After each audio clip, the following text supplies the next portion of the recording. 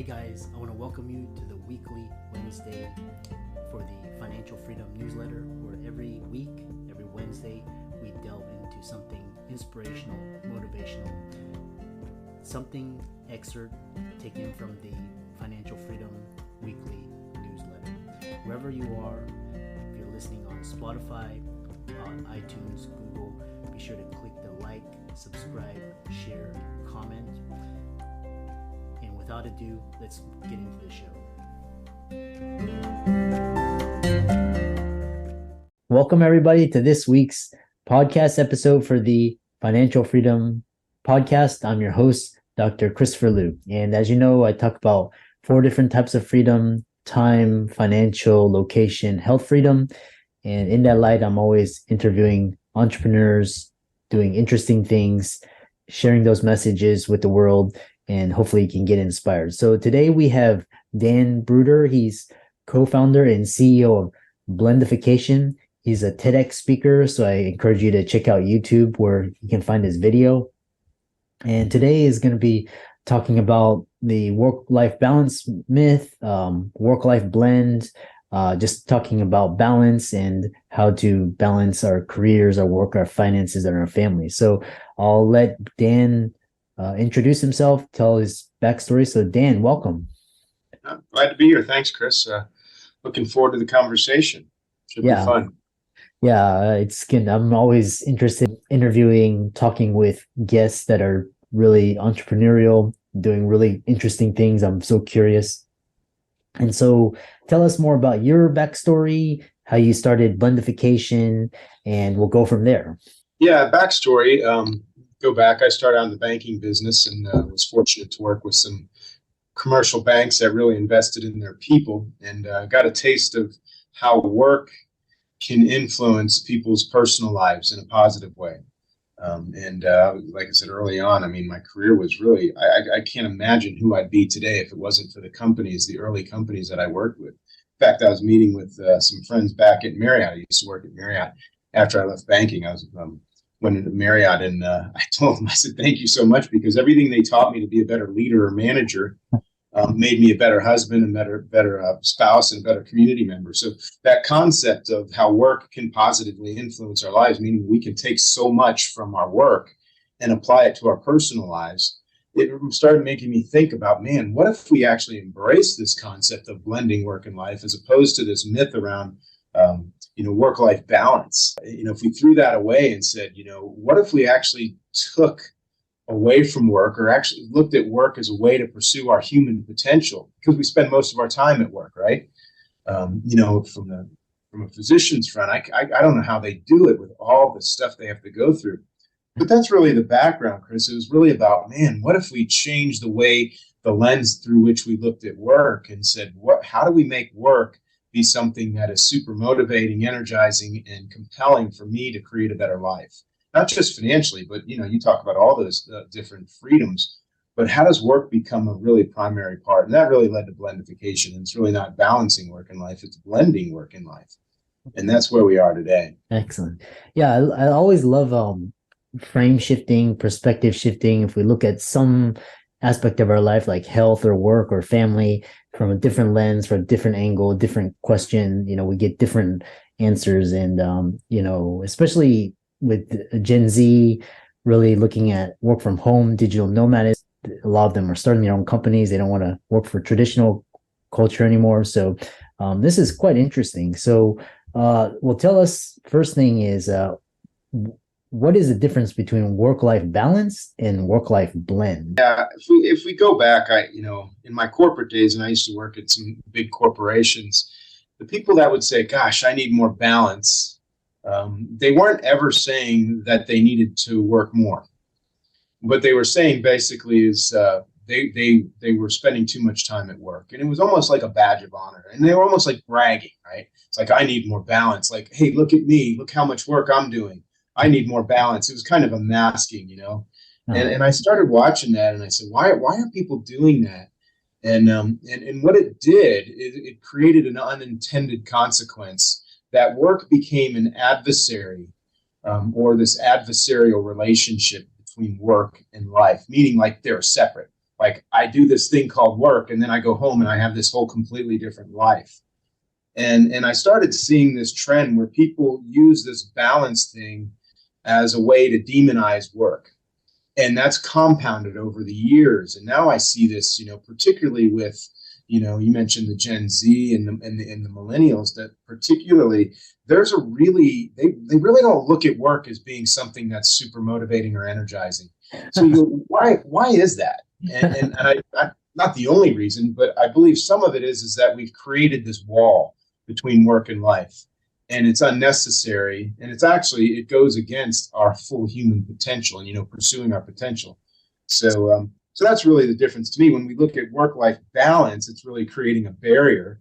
When we look at work-life blend, that's when we take what we do at work and we learn, we grow, we become better at what we do. Not only at work, we take those skills, we bring them home. Because if work is teaching me to communicate better with a customer, in a customer service role, it's usually using some level of emotional intelligence, patience, listening. Those skills work really, really well at home too. So why can't I just steal all that information that work gives me to make me a better customer service person, a better salesperson, a better person inside the organization culturally, all those different things that work can do for us. Why don't we take that home and start doing some of that same stuff at home? Because I think it all works, And that's really the difference between work-life blend and work-life balance. My kids tell me sometimes, they go, well, blending is just another word for working more, right, Dad? And I was like, no, it actually means, why don't we live a life where what we do for our career, our vocation, our calling, that is actually influencing and enhancing the rest of our life. And that's really blending work and life, where there are no barriers. Now, there's time barriers. We can create time barriers, but that doesn't mean we need to create an emotional barrier between work and life. Yeah, it's quite interesting how if you blend it versus balance it, you can motivate employees in this age of disconnect. Tell us how companies can reconnect employees to each other into the company in this age of disconnect. Well, I think particularly from a physician side, it's like, why do we even work here? And I teach at the university level in a graduate program at CU Boulder, and the students coming out of school are just different than they used to be. When they come out, they don't ask how much money they're going to make. They ask, what cause does this company have? What meaning or what difference is this company making? And a lot of times, the leaders of an organization or a practice or something like that say, well, isn't it obvious to you? This is what we do. We work on this. We make people's hips better. I've had 3 hip surgeries, right? But they really want to know what the organization stands for so that they can have meaning in their life. That wasn't the case 30 years ago. It's like, yeah, we need to make a certain amount of money. That's the primary purpose. But I think these next 2 generations are smarter than we were. They realize that, hey, why don't we have our cake and eat it too? Meaning, why can't we work in an organization that has some meaning? So really, the first thing is what are we really trying to do? I call it a statement of cause. What is an organization's or practices? What's their statement of cause? What does this company exist for? What difference is it trying to make? Now, this is a little different than a vision statement. Because, the vision statements are really just, replicas or they're old outdated statements that were done in the 90s, right? But a statement of cause is something that I can get motivated about, and I can also motivate my employees. So it's really just starting out with a statement of cause, and then we build out a statement of intention. But we really build a culture, really systematically building a culture, that is at the habitual and behavioral level that leads the organization through a way that we treat people inside and outside the business, a way that we work together to go after a common goal or that cause. But it's a whole systematic process of really developing a culture that is meaningful, not just to me as a leader, but also meaningful for everybody we touch inside our company and then also outside our company. I was talking to somebody earlier today, and I said something. Yeah, really, culture is our internal brand. And she stopped me. She said, what'd you just say? And I said, culture is the foundation of the organization. It's really our internal brand. And externally, We use brand externally, but it's really an external culture, because culture and brand should be really related. So it's really just looking at our internal culture with the same level of focus that we would our external brand, or how do we treat our customers. So I don't know if that kind of answers too. It's really about getting really intentional about building out our culture using a framework. We say cause, intention, behaviors, and habits, but building those up. If we can do that, we can do pretty well. And how does especially today's tech companies, a lot of like software as a service, AI as a service, everything's as a service. How does software play a role in connecting employees and helping businesses create meaning in employees' work? Well, it's funny, software plays a role, but technology, as good as it is, it's actually created more disconnection in the workplace, because we can now get our jobs done at home. We are now less connected. So an odd thing, it's a bit of a dichotomy, is that we've been able to maintain productivity within organizations with people being fragmented and spread out all over the world, but we've lost connectivity. And when we lose connectivity, our species, human beings, we start going crazy, Yeah. And that's what we see going on in the world. I'm not going to use any examples, but there's some craziness going on out there because we've lost this level of connection with other human beings, that we crave this. But from the business side, it's like, oh yeah, you can still do your job at home and be productive. That's really been a problem. It's affected our culture, but that's not going to go away. So now we actually have to use technology through software to reconnect people. So the goal of an organization, outside the obvious financial outcomes, are really the ability to connect other employees to each other and help them belong to something meaningful.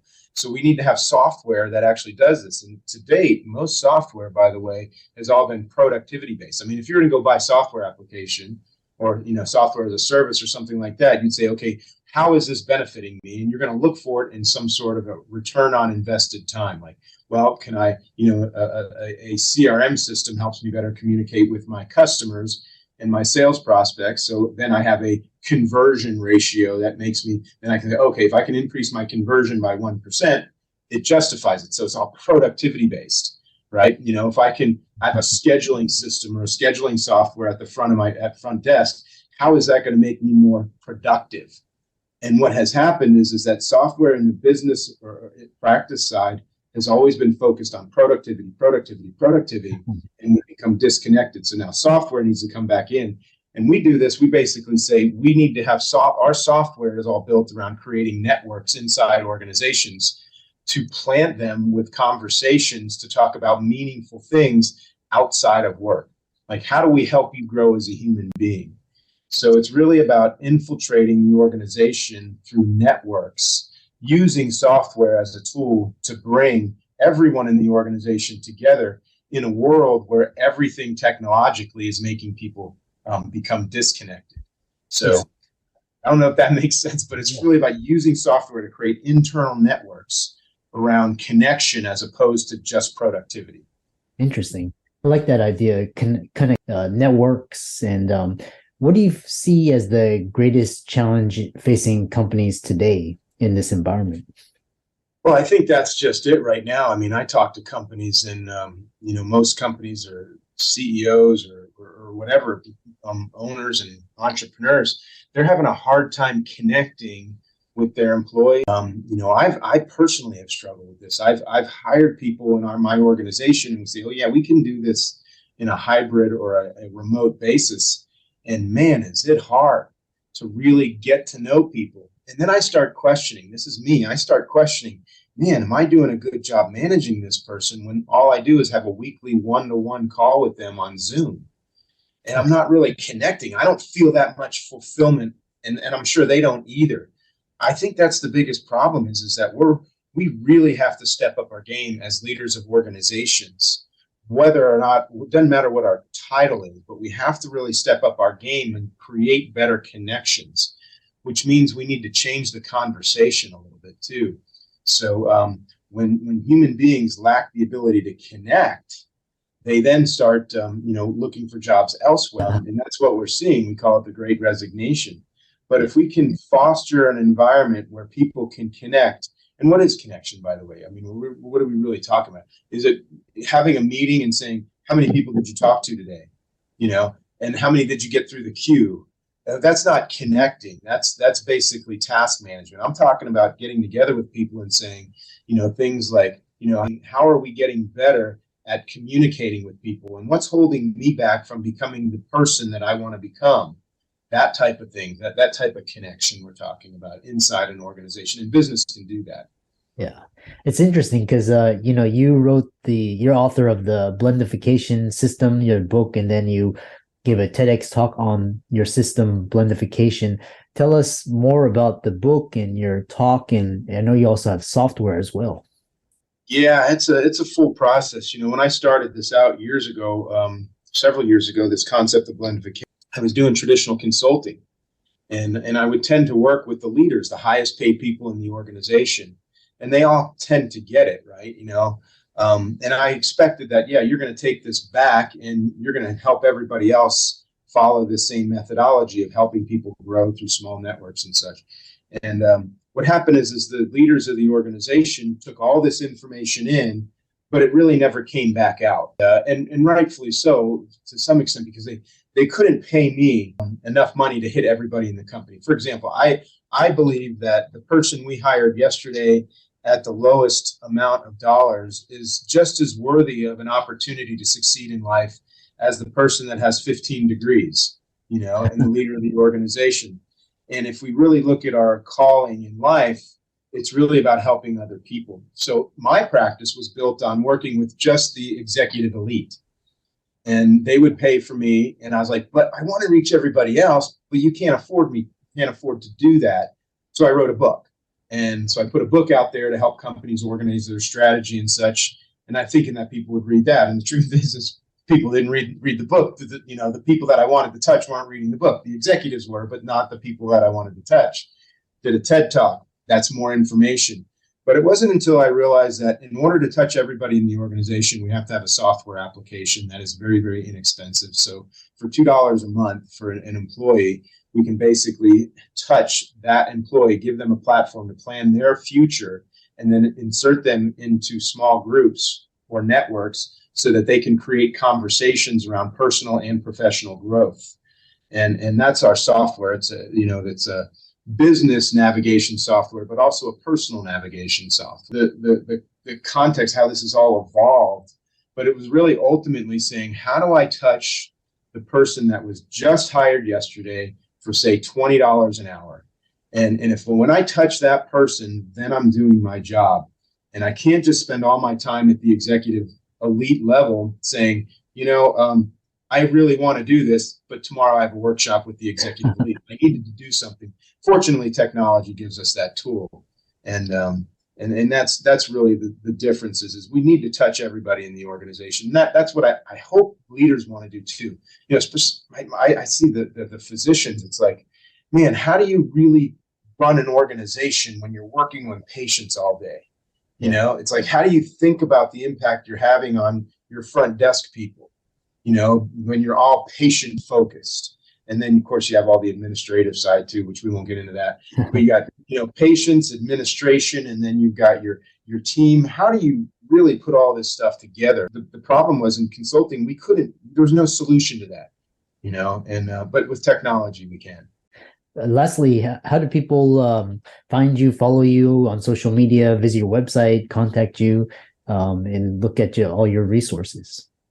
Yeah, you just go to LinkedIn. I'm on LinkedIn, so if you want to reach out, go to LinkedIn. Our website is very, very comprehensive.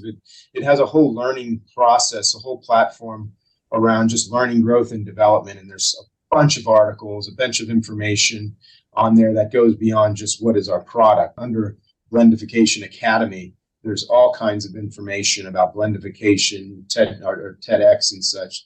But there's probably more content on our website around learning and growth and development and strategy than probably any website out there. Awesome. So, and that's just Blendification. Yeah. And for all the audience out there, thanks for tuning in. Dan's resources will be in the links and show notes. Be sure to check him out, his TEDx talk, his book, as well as the software platform. Follow him on social. Dan, it's been really a great conversation. I really love this idea of redefining culture and the way we work, and all of that. And it's been great. So thanks for coming onto the podcast, and we really appreciate it. All right. Thank you very much, Chris.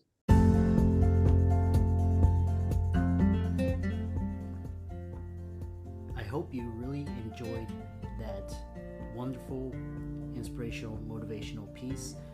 Again, wherever you are listening, if you liked it, be sure to like, comment, share, subscribe. We're on everywhere: Spotify, iTunes, Google, Amazon, Audible. And without much ado, be sure to thank this show's sponsors, and we'll see you next week.